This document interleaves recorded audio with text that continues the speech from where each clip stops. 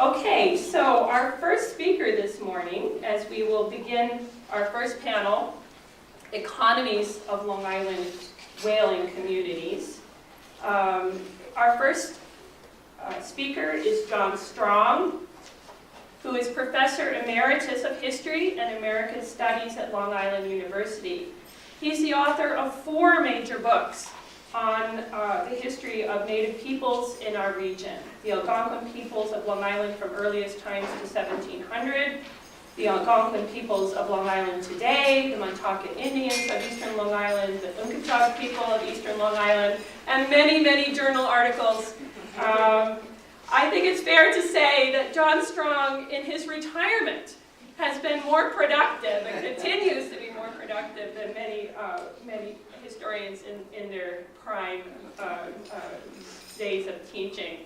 And I want to just say on a personal note, John has, since I came to Long Island, he has been one of the people I have turned to again and again. His books are always near to my hand. And he is the most generous and the most curious of historians, and has always been a wonderful sounding board. And I want to thank you for that, John. And I really feel you're the venerable elder here, and your work, new work now on whaling, just enriches an already very impressive bookshelf.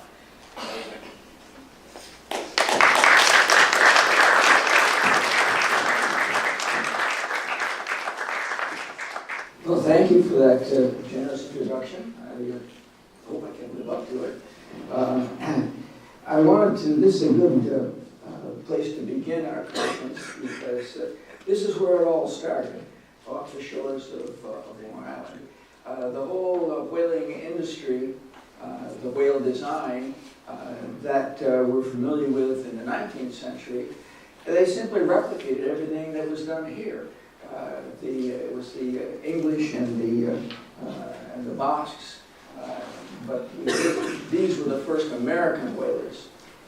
And we're looking at the peoples of the Unkachog, Shinnecock, and Mataukus Indians, who were the first whalemen.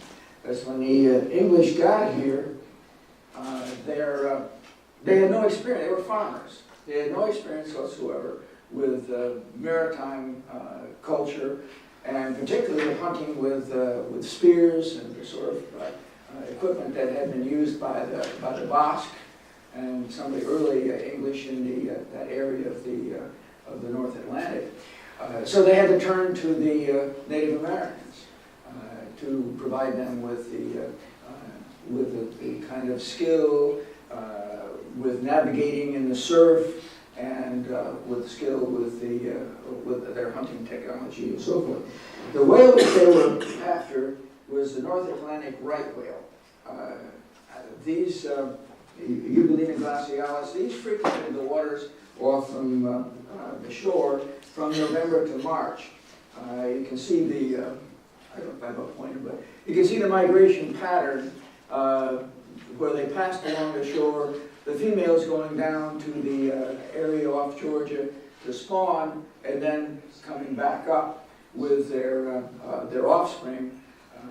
Younger whales may be 13 to 15 feet long. These were probably the primary target of the whale hunters, which is one of the reasons they hunted them to near extinction in a short period of time.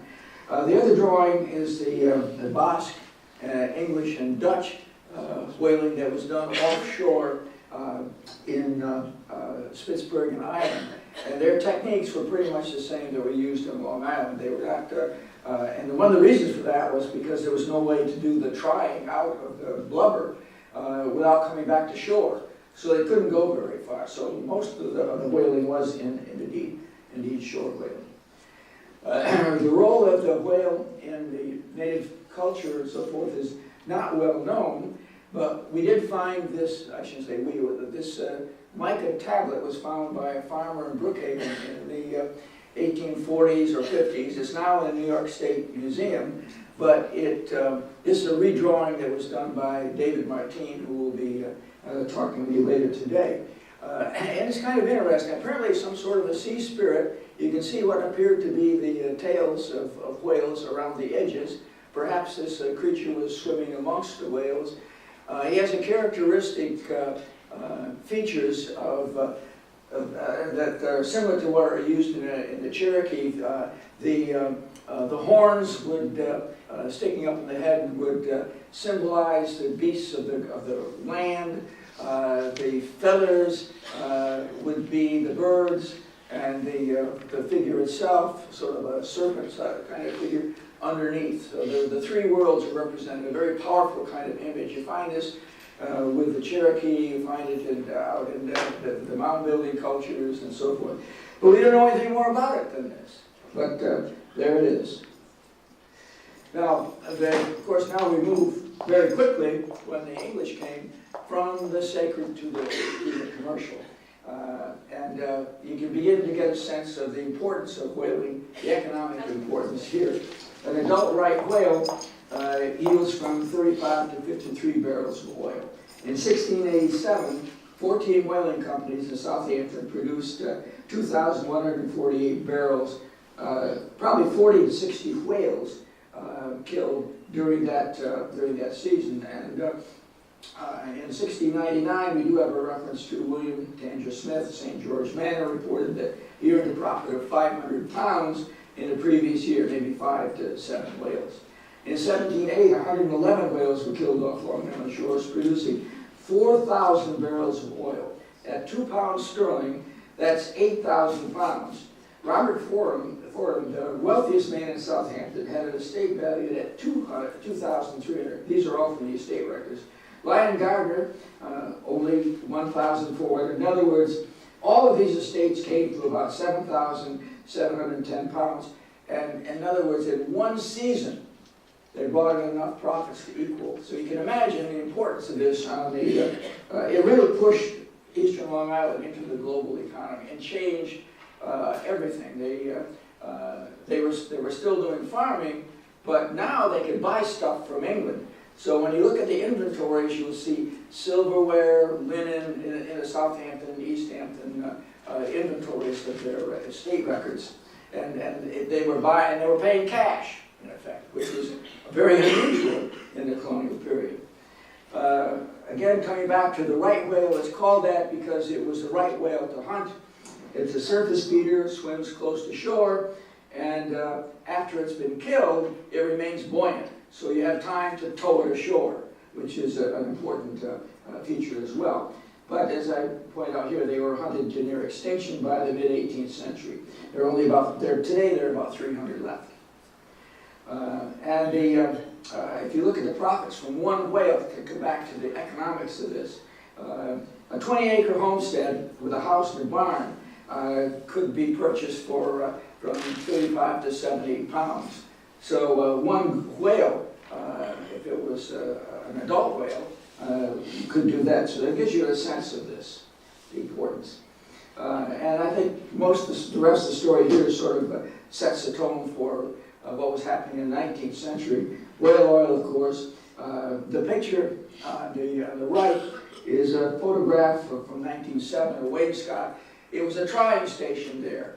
And it's quite likely that this is exactly what you would have seen in 1670. They were doing it the same way. They were on the beach, and you can see them processing the blubber and putting in the barrels. Often it's forgotten that there was another profitable product of the whale, and that was the baleen plates. You can see the mouth of the right whale there, and this is from the museum in Cold Spring Harbor, the baleen plate there. But they hang down from as you can see, from the roof of the mouth. It's a part of their feeding process. They were, in effect, the plastic of their day. The baleen was used for corsets and all sorts of any kind of instrument that needed to be flexible, buggy whips and so forth. Now, here's some interesting pictures to sort of bracket the shore whaling. The first one was published on a map, decorating a map called Thornton's Map, and this was in James Tressel Adams' History of Southampton.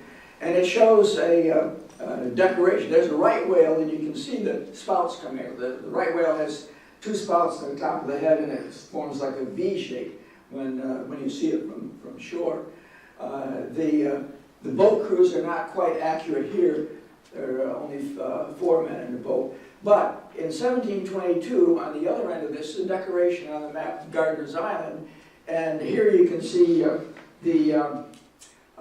the boat is accurate in the sense that you've got the man in the back of the boat steerer, and then the boat header in the front, and then 4 oarsmen.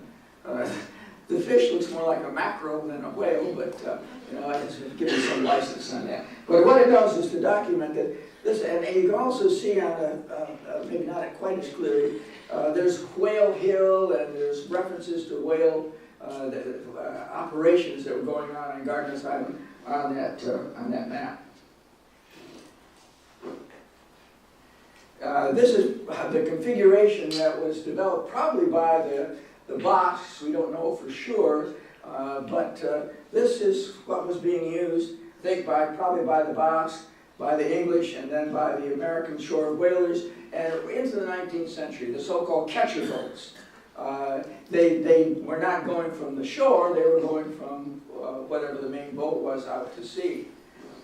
But that gives you the operation there.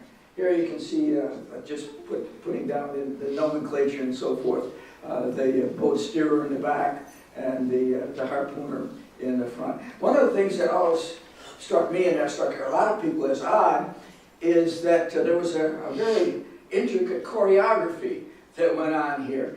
Counterintuitive to say the least, but the man in charge was the boat steerer. He was the first mate. The second man was the man who took the harpooner oar in the front of the boat.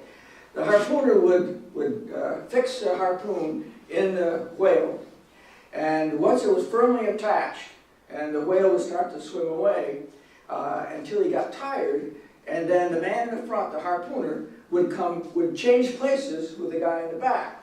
So the commander of the ship, if you will, would be at the back, would have the honor of killing the whale. He would go forward with the lances to kill the whale. How the heck they were able to make that move with all those guys and their boats, and that I think they, in some cases, when they put the oar down to hook it on the other side to lift it up, you've still got to walk over that. And a lot of books on whaling, the authors marvel at this, and there's one, I think it's a Starbucks, in the Leviathan, his book describes this, and they asked some people, some of the whalers, why do you do it that way? What's the reason for it? And the answer was, we always did it that way. There was, but I think it was that the guy in charge wanted to do the killing. That's, again, it's speculation, but it's kind of curious. As far as I know, it was still being done in the 19th century, but maybe Nancy and some of the others can give me more information on that. All right, this is the catcher boat, if you will. It's pretty much the way they were, like the boat that they were using in the 17th century as well. Just to give you what the size of the steering oar, the kind of energy and strength that it would take to use that. This is the steering oar from the Southampton Museum, and that's Mataukus Tarrant, Shinnecock, who's holding the oar that his ancestors used doing the whaling. But you can see the size of it. And here he is with the harpoon, again, the harpooner's oar, and that harpooner's oar is about the shortest of the oars. That's why the oarsmen are on different sides of the boat. Because they're sitting here, their oar is in the boat, in the water on the other side. So you have that, which also raises the question of how the hell these guys get back and forth across that. Anyway, there's Mataukus with that, and with the lances, which were actually used to kill the whale. They were a formidable tool as well. The man on the right here, this is at the Mystic Seaport. They were making replicas in their blacksmith shop there of whaling tools. When the whale was dragged ashore, this is an example from the 19th century of the flensing process, if you will, which was probably the same process that was used in the 1680s, or even with the drift whales before that. And here you can see the cutting out of the baleen and the stripping. Again, once again, I think this is pretty much what was done earlier as well. And here's this is Matt Ballard, another Shinnecock, who's holding one of the flensing tools, the cutting spade that was used to cut through the blubber. And here you can see the various tools. This is one of the reasons, actually, to launch a whaling expedition. It would cost about 70 pounds, about the same amount it would cost to buy a farm. If you wonder, because you had to buy a lot of iron, and iron was expensive. There was up in Massachusetts, there was some iron works, but it was, and some of it actually had to be imported. So, anyway, that's another aspect to the. That's why the whaling companies were joint ventures. In other words, farmers would put together because they couldn't pay for it themselves. So these companies were the ones that set that up. Here's now this is one of the trying stations here that the onshore, the mincing of the blubber, the boiling out, so forth. This was done with a shore whaling. Now, part of the problem was, that you have to figure out how to do this on board ship if you're going to go be away from shore for a year or two. And in fact, what the 19th century whaling did, beginning actually the end of the 18th century, they developed a technique to safely put these, they simply moved the whole operation on board ship. The trying, putting in barrels and so forth and the big problem there was how do you keep the ship from burning down? Because the deck is just awash with whale oil.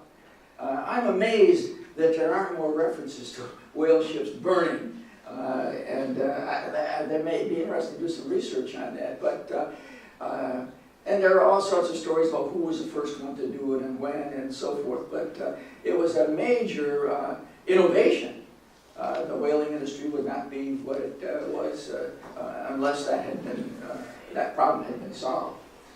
Now, as far as the Indians were concerned in terms of their involvement with it, I got most of my information from these whaling contracts, like the one you see there, in Southampton, East Hampton, Brookhaven town records. There are over 100 of these contracts. And the contracts would, in this case, it was Pausacum and Philip Indian agreed to hunt whales for Josiah Lawton. This was a 3-year contract. Lawton would provide the boats and the gear. Each Indian would receive 3 coats, shoes, or I thought it was interesting, a frame to make shoes, and powder and shot, and corn. It doesn't tell you there about the liquor that was provided, which was a major element, I'll get to that maybe a little bit later, in this whole process. Another example, the whaling contracts, they changed from 1672 on, the Indians got a half share, which then, it was a half share and they were given credit for that half share, figured at market prices, and then the same goods that were given before would be laid out in front of them and say, take what you want. They would take it, and then it would be checked against that. So they would always end up in debt at the end of the season. So there was a kind of debt peonage system that emerged out of this. Couple more, and then they also introduced fines. You could be fined if you didn't show up. And the fines also added to the debt. Economics of whaling, or I've been over this, so we can see it's about 90 pounds to start it, and the season, the second season, you have the boats and so forth, so it wasn't so costly after it, because you bought the irons, you had the boat and so forth, so that was just a startup cost. This is one season, to give you an idea. Now, I suspect that this was a particularly good season. It's the only one we have we have a couple with some records, but This one is you can see here, there's 2,148 barrels of whale, 40 to 60 whales, and here the owners, the company owners, all prominent citizens in the East Hampton towns. Their estate records are there. They were always being elected to as magistrates and so forth. But you can see how some would, how the fortunes would vary. You see, in some cases, Henry Pearson, 276 barrels and 228, but somebody, others, Abram Howell only got 36. So you couldn't tell for sure. Just it had a lot to do with where the whales were and how efficient your crews were, so on. Lots of variables. And here are the that 1687 figure, the list. So I located the places where they were doing the whaling from that other account book. So you can see where they were. They're starting here out at near Napi and going all, so that's why it was, of course, it was East Hampton and the Mataukus, all the way then on to an area near Mastic where there were where one of the other whaling stations was. This meant that this is probably where the trying stations were on these locations. They were bringing the whales back here, and so it was. I think there was a little bit of a sense of proprietorship about those locations. So if Abraham Howell would always get the Sagaponic location, and we don't have any record of people going to court over that particular part. But earlier we have, in terms of the drift whales, there were court records, interesting court records going on for maybe 5 to 6 years of John Cooper, for example, suing Matthew Howell, and Matthew Howell suing Cooper in return to determine who had the right to the whales that were on those particular beaches that drifted ashore. And I think that once they began to do the shore whaling, then I think those kinds of patterns continued. They got goods on credit. Here's an example of one of the ledger books that we discovered out in the Huntington, of all places, on the right, of was Grisak's oldest son, and what he would get for what was deducted, in a sense. Those are all his debts. And the three items, powder, shot, and alcohol, were classic elastic consumer items because it's something that you used up quickly and wanted more right away. It wasn't like a shoe or a coat or a hat. That's a different kind of market. But if you've got this kind of a market, it also tells us a little bit about the culture. The Indians were still doing a lot of hunting and supplementing their lifestyle, and they continually needed the powder and shot, and those items come in. And here are some of the other products that they want. This is all from the St. George Manor account book, the so-called pigskin book. Called a pigskin book because for a long time it was in the exhibit in the collection of Brookhaven, Belport Brookhaven Historical Society, and it was called a pigskin book because it was bound in pigskin. And for a while, no one had actually opened it up to see what was in it. And so that's why, and so the name is stuck, and it's also a major source of information about the shore whaling. And here you can see Table 3 credits for that one season, which was a good season. And you can see what each Indian, what his allotment was. And so the suspicion is that the first three, Pumpsha, Nero, and Tony, and maybe even Toby, might have had more important places in the whale boat. Perhaps a boat header or boat steerer, and they would get a bigger share. Again, we don't know why or how these shares were broken down, but it's interesting to note that you get down to Wamahau, who only got 4 barrels. And then the value. So Pumpsha's earned a share worth 17 pounds, and then, but you can see later he was charged 13 pounds, for that season for the goods he took, and he had a balance, so he ended up with 3 pounds for that season. But he had 45 pounds in debt carried over, so the new balance was 41 pounds. So, and if you look at the seasons, a lot of these, the balance here is sometimes after 6 or 7 years of whaling, they would still be in debt. All right, debt peonage, I've already mentioned this. Often the contracts would say, you work for me for this next season, and until your debts are paid. So at the end of the season, it's like sharecropping in the South. They were caught in this sort of endless cycle. So on. All right, here Joseph Fordham says, this is Arthur Shinnecock, who acknowledged his debt to Joseph Fordham and said, I, not knowing how to make satisfaction for the said debt, do voluntarily go to sea first, said Joseph Fordham, attending every episode, until I've satisfied the debt. We don't know how long, well, we have a sense that Arthur paid them off in a couple of years, but often what happened is that another owner wanted his services. He might buy the debt. So it's sort of like the market we had here with Madoff and those who were buying other people's mortgages and debts.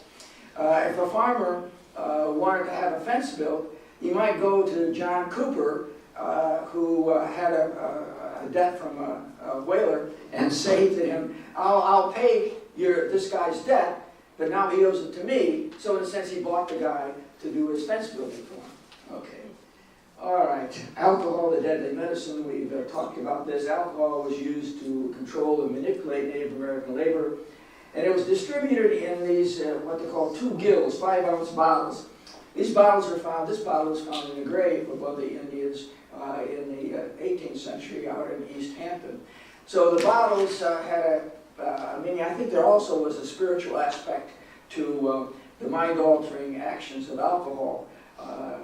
We're not sure about the details, but this was a convenient way of manipulating them because you would give them, you would fill up their 5-ounce five-gilled bottle of alcohol. When it was gone, they would have to come back, and so you can continue. And this guy actually Wobegon put his name on the bottle.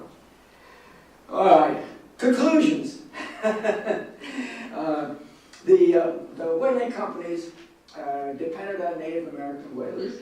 They were the first commercial whalers operations in North America, not counting the ones up in the Basque and so forth. Native peoples brought their traditional hunting and boating skills to the whaling enterprise. Native peoples were adapting to the dominant English economy, the material culture, political system, while maintaining some of their primary cultural values, including religious concepts, family and kinship structures, relationships with the natural environment. Also, there's a lot of demographic information in these contracts which indicate that the Indian population in the 17th century was not in sharp decline. In fact, it's probably double or triple some of the estimates that you would have in the literature. Okay,